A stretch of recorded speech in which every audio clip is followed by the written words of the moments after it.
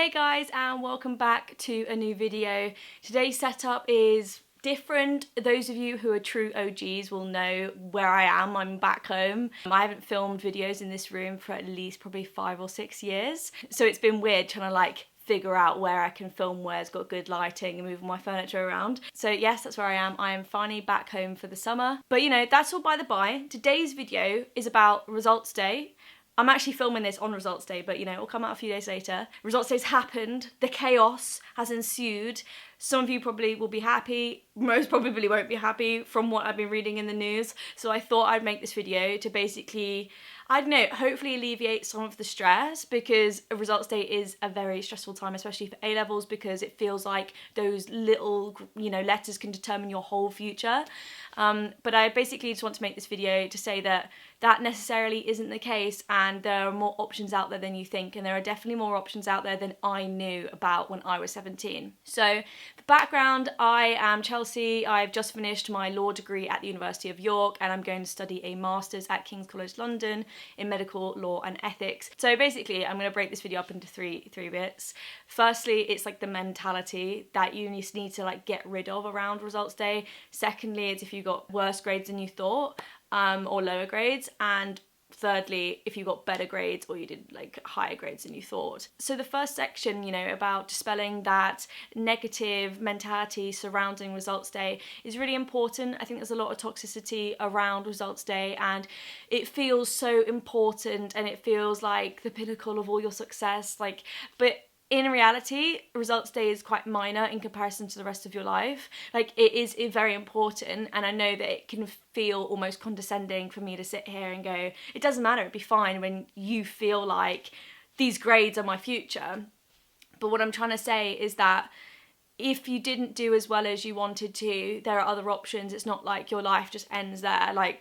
It will all work out in the end. You'll look back in 10 years, and if you had to retake, or you went to a different uni, or you did a different course, trust me when I say that it won't matter to you in 10 years. It all figures itself out. And I'm a great believer of everything happens for a reason. So for example, I wanted to go to Bristol University for my undergrad and I didn't get in. I was so gutted about it at the time, but looking back now, and it's only been 4 years, I reckon I would have absolutely hated Bristol from all my mates that went there, telling me stories and stuff about it. So, you know, that's just a little example of, it seemed like a big thing at the time, but now I'm like, meh, you know? So basically, just don't beat yourself up about the grades that you get. It's really hard to not put pressure on yourself, even if you do how you wanted to do. I am the type of person that if I say, okay, I want to get an A in this, and then I get an A, but it's not quite as high of an A as that I wanted, that I still beat myself up about it.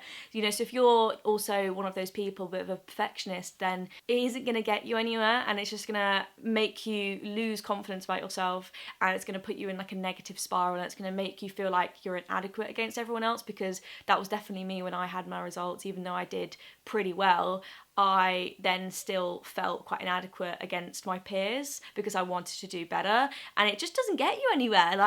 Just the grades you get, regardless of what happens, you know, it is what it is, and you can't change it. So let's just, oh well, and move on, you know? That's kind of my advice on that topic. Okay, so the second section is for if you got bad or lower grades than you thought. I don't really want to use the term bad grades, because somebody's bad grade is somebody else's great grade. But you know what I mean? If you got a grade that you wanted to be higher, then this section is for you. So my ultimate tagline of advice for you is you need to think whether you want to reevaluate or retake. So for reevaluating, the course that you wanted to do or the university that you wanted to go at, are there other ways that you can get there? So for example, if you wanted to study law, what happens if you did a different degree and then did a conversion course, the GDL? That's another way into the law world, and if anything, it's probably preferable because you get 2 degrees out of it in 4 years. Or, say for medicine, if you really wanted to do medicine and then you didn't get the grades, what about doing a graduate medicine course or an access course? Or have you thought about doing joint honours? For example, English has, say, a set grade at universities, but if you, say, did English and philosophy, or English and a language, or English and maths or whatever, the grades are normally a little bit lower, so you might still get to study English at the university you want to go to, but just do it a little bit differently. So there are those options to explore as well. And also, whether you just want to do an access course or a foundation year, you know, you still get to go to your university, but it just might take you a year longer. But in the long run, that's nothing if you really want to have your heart set going to that uni. So at the same time, you need to ask yourself, do you want to study the course or do you want to go to that university? If you want to study the course, quite frankly, most disciplines, it doesn't really matter where you go, like it is just the same course everywhere. Like, do you want to study that course? If so, do it elsewhere.